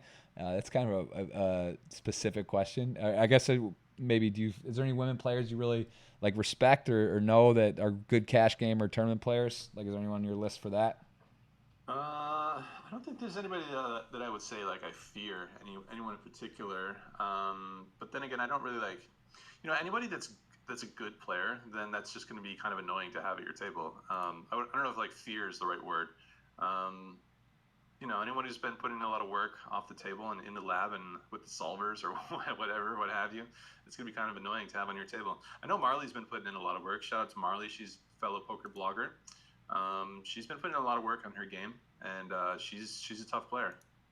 Yeah, she's been all over the place lately. I know she's been firing vlogs and doing some gambling, high stakes, and having fun. What was your most traumatic experience at a poker table? Anything that stands out that was not that wasn't pleasant, or I don't know, could have been with you personally or something you've seen or witnessed? Most traumatic. Yeah, it's a kind of interesting word choice. I don't know, maybe even just like, yeah, whether you've seen someone, I don't know, be robbed or cheated or some like I've crazy never seen. argument. What's interesting is that like for how much emotion um, there is that can happen on the poker table. Obviously, you're going to see arguments and stuff like that. The floor man will have to come in and play kindergarten cop or whatever sometimes. But I don't think I've ever seen a fist fight happen uh, during a session. And that's like so many hours that I've been in a poker room over the past 10 years or whatever. That it's pretty crazy to never see something like ever a, come to blows. a buddy of mine in Michigan, T Show, one of my good friends, he plays a lot there, and he saw a guy at the table grabbed the chips off the table and just dipped out. Like he was playing earlier, got stacked, and then walked by when the guy went to the bathroom, grabbed the chips like around 2K, 2,500 or something, and just pieced out. And like, I mean, I wouldn't say it's traumatic, but that's kind of like a weird, kind of a wild thing that happened in the D. Believe at Motor City, but that was recent, maybe like a couple months ago. Yeah, everything just seems pretty chill. I mean, I'm sure it's like with there being cameras all over the place and security and stuff. I'm sure that plays a part in it. The Bellagio the cage has been robbed and nobody even knew it when it was going down when it happened at the time. The entire poker room didn't even realize it. Poker room, it seems to be a fairly kind of like chill place, but obviously there's going to be, like I said, some arguments here and there. Nothing traumatic. I don't think I've ever been traumatized by anything that's happened at the poker table. Liquid Poker on Instagram is asking if you had to give up either poker or content creation, which do you choose? I guess I mean that's a little tricky because poker is basically your Yeah. content creation. I guess if let's say I don't know how you would answer that. So I think it's a good question. It's a tough one, but I don't know. I mean, like the blogging is still like relatively new compared to how long I've been playing poker for. So I think the excitement level is higher for the blogging, but it would be really like challenging and probably stressful and nerve wracking if poker was suddenly unavailable to me as as a content source and an income source. So if I was suddenly forced to make content about something else, that would be really tough. Because especially when you're getting started in making content, you're not going to be making a lot of money off of it. And even now, I mean, the YouTube revenue is not like it's definitely helpful and it pays some bills, but it's not going to be that much at these levels. The guys that have like 1 million views per video, that's where you can start to do pretty well for yourself. Um, at these views levels, it's not a lot of money, and to be forced to like create content about something other than poker, with having like way less experience about whatever that thing is, that would be pretty daunting. But I think I would probably accept that challenge. Because I mean, part of the reason in the first place why I started blogging was because I was, maybe a little bit burnt out on just grinding cards and just doing that day in and day out. So to have to go back to that might not be the best path for success. I think it's tough to be successful in something when you're slightly burnt out on it. Absolutely, that makes a ton of sense. I'm just scrolling through. If you have your, I don't know if you have your Twitter out. I'm seeing some here. There's actually a lot of interesting or ones that I see on the Instagram swipe up. Someone's asking about. It's a little more like, what about is kids something in the horizon? Is that something you would be open to? Is that you? I mean, it's sort of personal. It's also like not necessarily like in the near future, but is that something you've thought about? Like you'd want to have kids in theory in the future? You're not I like, think so, man. I think yeah, so, man. Just think about the content creation opportunities. A little money maker machine right there. that's interesting. You're right. They are. I gotta. I mean, yeah, I think both. I think Lucy and I are on the same page. I think that's hopefully in the cards someday. But what day exactly that is, tough to say. But I will say, yeah, thumbs up. Um, for sure. Great. And then, has anyone ever told you look like Aaron Rodgers? Do you get that one? I get that. I don't know how many times that's been said to me in my life, but it's a lot. It's high up there. Someone that was I get that, and I get the guy from the Verizon commercials, which was it was cooler before he started doing Verizon commercials, and he was the guy from Silicon Valley, that TV show. Thomas Middleditch, I think is his name. okay. Um, That's I don't know if you know who that is, but I get that a lot. I haven't. Yeah. So those are your doppelgangers. I've got yeah. Someone asked that R Stitch 37. I see the Aaron Rodgers. I never thought of it, but that's I can see how that Yeah, could come. I get that a ton.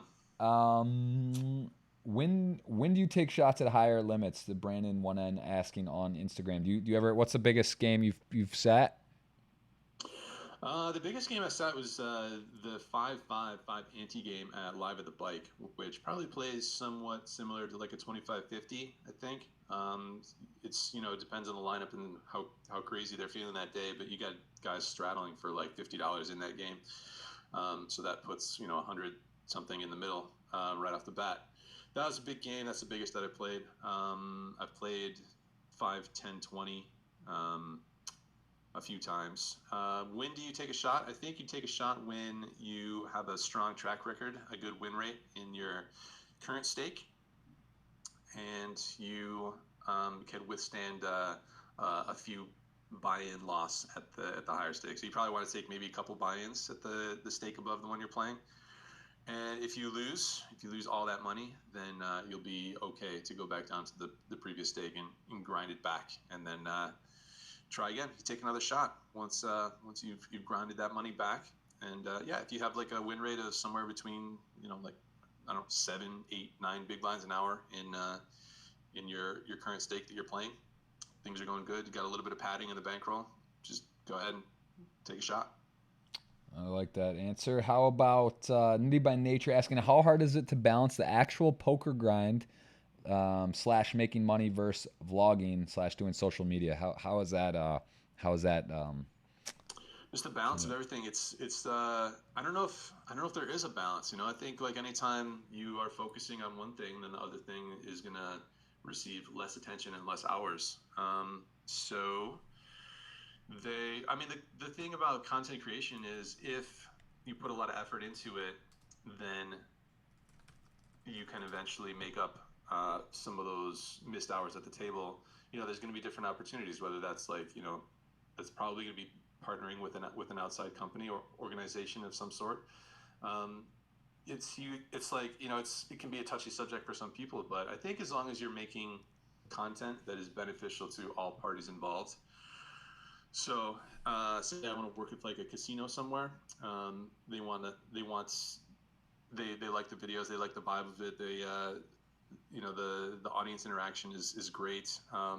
Maybe we can bring the vlog and show off a nice property somewhere, a nice casino property. If it's like beneficial to everyone, if I can do my own thing, if I can make my videos the way I want them, they're not going to have a hand in the editing or the creative process. We get to go check out a new location. Maybe we'll have a meetup game somewhere. The casino will help facilitate it and do whatever they can. They'll put the filming in progress sign out in front of the poker room. Then we can get together with the audience. We can make content in a new location that maybe I haven't been to, the audience wasn't aware of, and the casino, they get to show off their property too. So I think stuff like that is beneficial to everybody, and as long as it's not just overly branded, it's the same vibe of the videos. Some of those hours away from the poker table can be made up in that throughout that process. And we mentioned the YouTube revenue, which is a little something. There's these different spokes that come off of the vlog wheel hub. There's merch. There's YouTube revenue.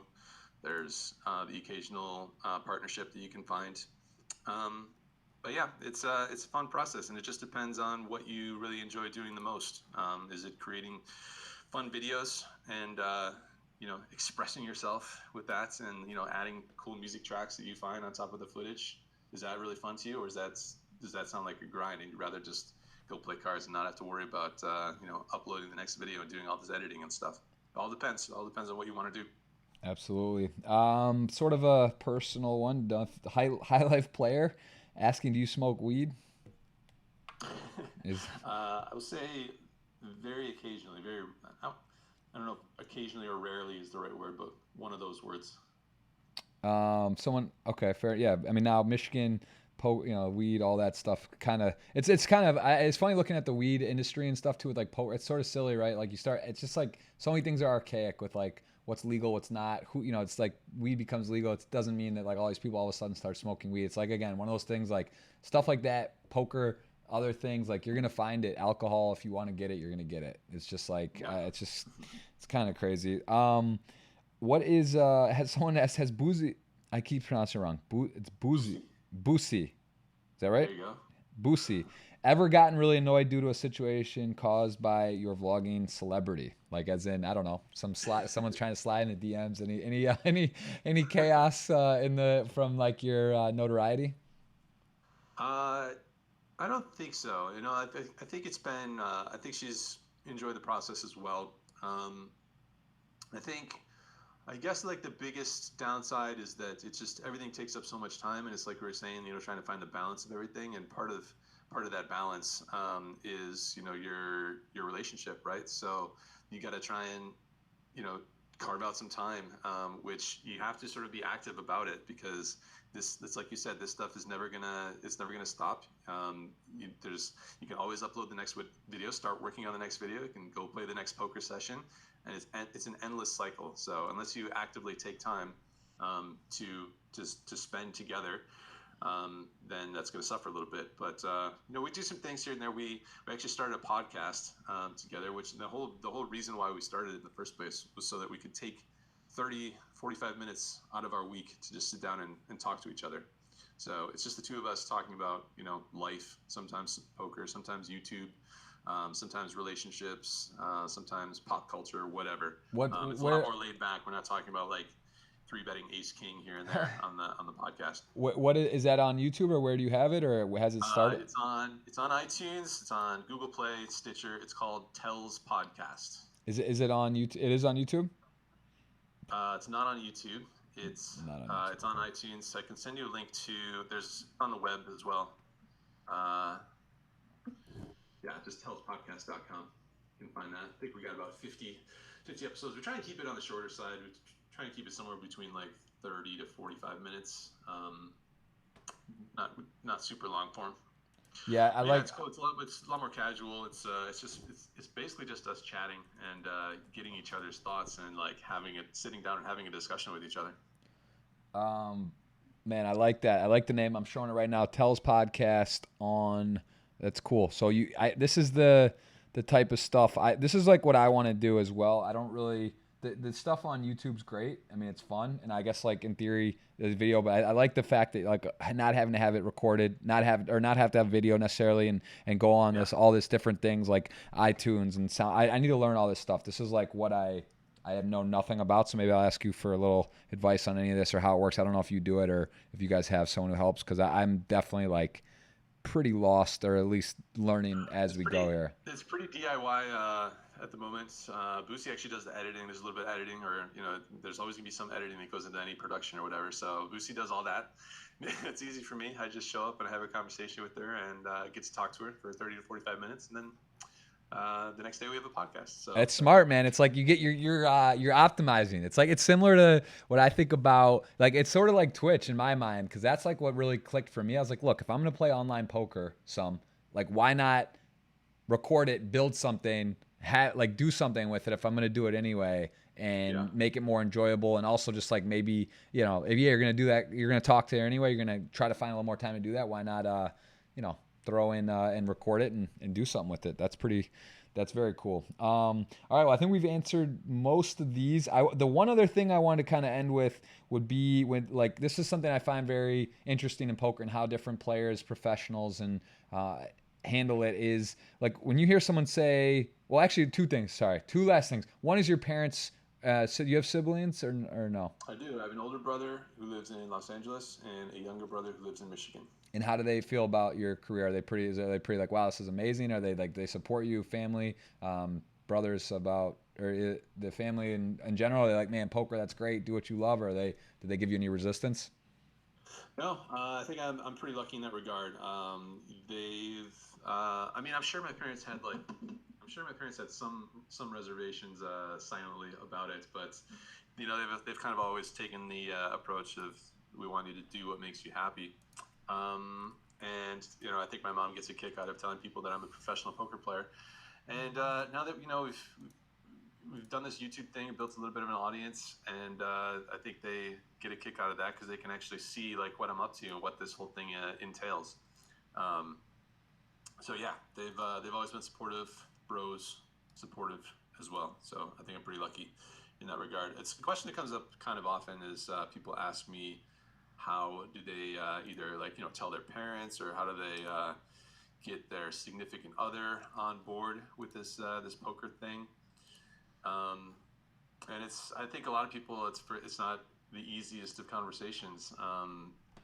There's some other families, some other cultures that don't understand it or don't think that highly of it or whatever. But yeah, I don't know. You just kind of have to approach it kind of scientifically, right? You keep track of your results and you put together a little presentation. You show them your graph. You show them how you go about being professional, what that entails, and you explain what you can. Obviously, they're not going to understand everything, things like variance and all that, and those terms. But you combine that with talking about how you are not really that happy at a 9 to 5 traditional type job, and this is something that you are super passionate about, and that's where you think the real success comes from in life is doing things that you actually enjoy doing. Yeah. So luckily, I didn't have to do any convincing of the store. Boozy's always been into trading the markets, and when I met her, I was already a professional grinder, albeit just hanging out in the low stakes, not exactly any level of success really, but she found that really interesting. There's so many parallels between poker and the markets, so Absolutely. For me, it was pretty easygoing, but I know it's not that way for everybody. One more question from someone else. What do you feel about staking? What do I feel about staking? I'm hearing echo. I don't know if it's me or you. Is that on your side? I don't know. I don't hear it. I can maybe sit back from the computer a little bit. Okay. Yeah, there you go. It's better. Like staking that echo just started out of nowhere. So I don't know if Sorry, it's. let me try and turn this volume down a little bit. See if that's any better. Is it you're hearing your own voice or what? Yeah, I was hearing my voice. Yeah, Okay, it's better. Let's try it now. It's better. Yeah, like your thoughts on staking. Like, the industry in general, like, do you find that? I guess it's like tournaments. There's some talk about people swapping or in the high rollers, this and that. But do you feel staking's like net positive? Is it good to have that? I think for the community where money may be coming in outside of it to help, or like, do you feel is that something like what do you have a stance on it? Do you think it's good or bad, or just sort of depends? Like teach his own. Like, do you have any like feelings strongly? I think it's just gonna be a natural part of the poker experience. I mean, I think it's actually like a really good way to help you sort of move up in stakes. And I think I sort of equate it to what happens in like whether we talk about startup land or business land. People are going to get outside investors, and it's not like businesses are not going to be just all of your own capital. You know, we have angel investors, we have you know, all these different funds that they fund startup companies all the time, and I sort of equate poker staking and investing to that. I think if you're going to be moving up in stakes, another thing you can do is you can sell a piece of yourself to some of your friends, some of your colleagues, your fellow poker players.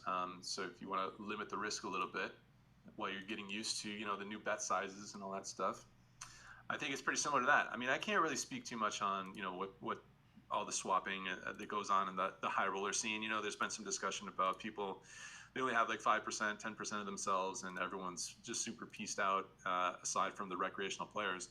I don't really know. I don't have any experience in that stuff. I'm not going to be a good source to get information from on that one. But as far as staking goes, I think as long as everyone is all on the same page, which could be a lot to ask maybe, because there's going to be a lot of people that do it that are inexperienced.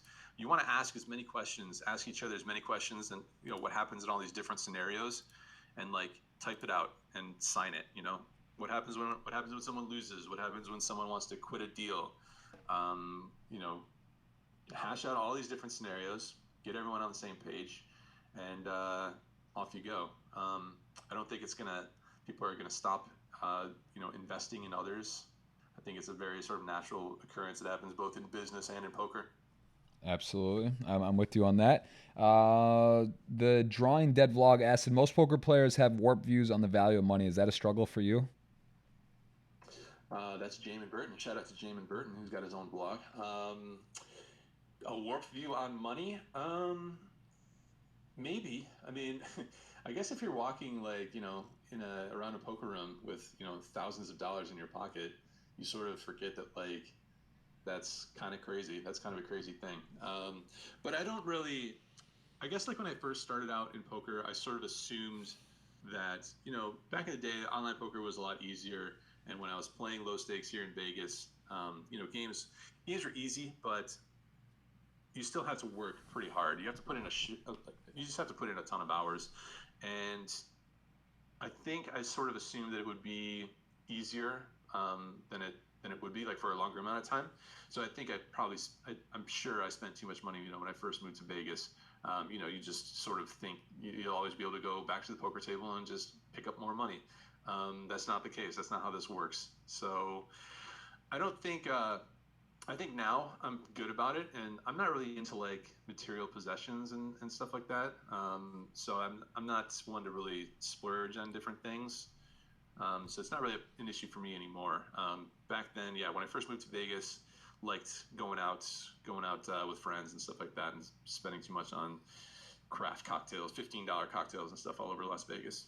Yeah, I remember my first in college, like around that 2004 time, like just looking now, it's hilarious. Like looking at like spending money on like a TV or something when I had what would bankroll and what was going on and just how dumb it was. Like it's like I'm much tighter with stuff now than I was then. Just like the equating with money. So I think it's something. It just kind of teaches like as you go too, right? Like you kind of like as you play, you kind of have you have a better feeling as it's going, like how money works, how it comes. And in poker, it comes in a little bit of waves, and you can't just. You got to be a little careful about how you're spending it and hold on to it, because you don't know. Like you could go on a cold patch, you could go, you know, you might not play as much for a while, and you just kind of have to like look at everything a little different.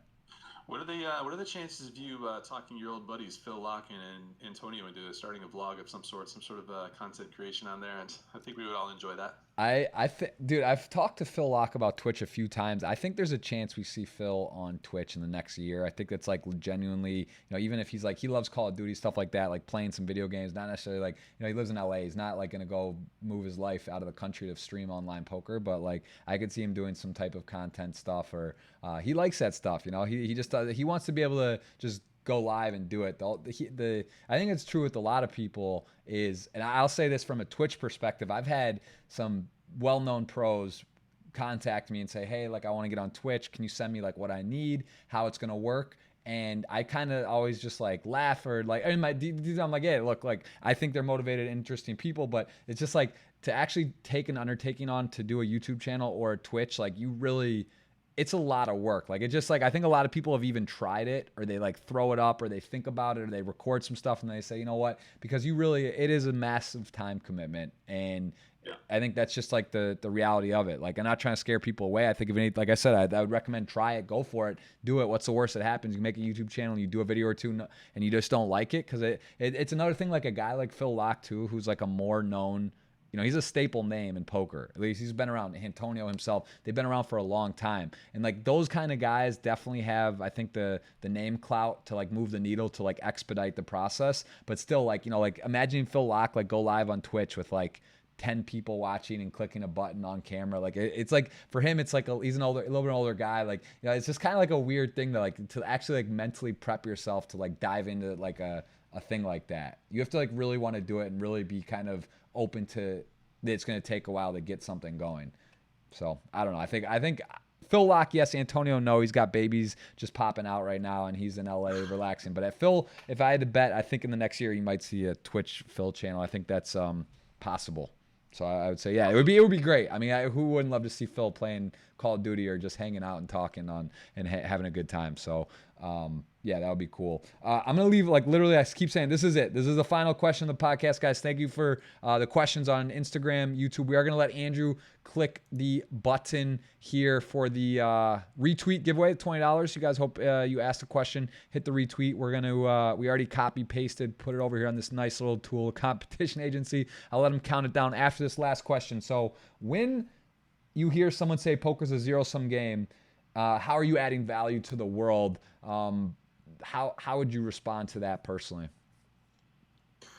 I don't think that it necessarily. Sorry, 1 second here. I don't think it necessarily matters a ton. I sort of look at it very similar to like a professional golfer.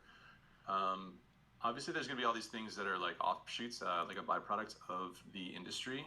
There's going to be the tours, and then there's like tour sponsorships, and it's what do you call it? Spectator sport. It can be. You know, poker is similar in some ways. We have the World Series and that big event, and all these other events that go on around the world throughout the rest of the year.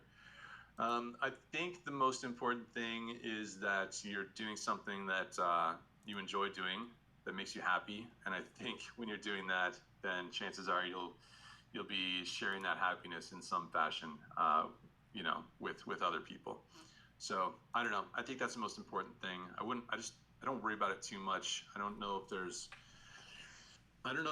don't know if it matters. You know, like, what's the difference between a professional golfer who does his thing, who goes on tour, or a professional poker player?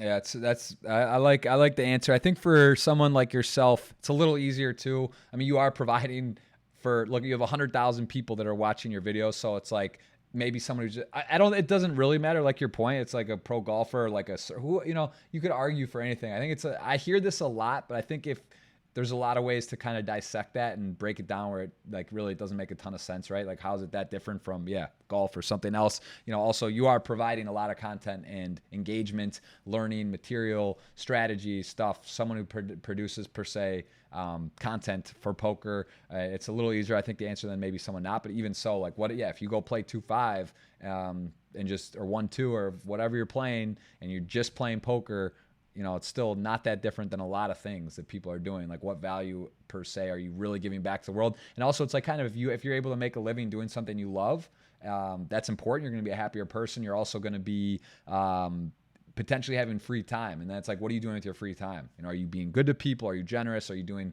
involved with other stuff? So yeah, I like that answer. I think that's great. I just like to bring that up because I think that is something that's like a negative connotation in poker that I think is a stigma. It's not true. So I like how you articulate it, and I'm definitely on the same page. And that's a good analogy. You give a lot of good analogies. I like that. Like, you equate it to things. I like your style. There's no surprise that you have such a successful following on YouTube and across socials. Andrew, always a pleasure. From Michigan, I will see you in the Bahamas very soon. Definitely let's get some content with Oliver and Matt, who won the 30K giveaways from us via PokerStars, which this is going to be an epic event. We got our 1% locked in as a swap, and we'll be in the Bahamas here in no time, man. It's going to be fun and man, this is great This is gonna experience. be quite an experience. It's going to be a learning experience for me. It's going to be awesome, like you said, capturing some stuff with Matt and Oliver and yourself. So yeah, go team. Let's do this. Let's do this. And we are going to close this out with Andrew counting us down here for the giveaway. We have a retweet. Looks like got a little better than a 2% chance. 46 people have clicked that retweet button for this live podcast. We are going to go ahead and let Andrew count it down on the competition agency here to pick the random tweet. Andrew, why don't you just go ahead and give us just tell me when to click the button.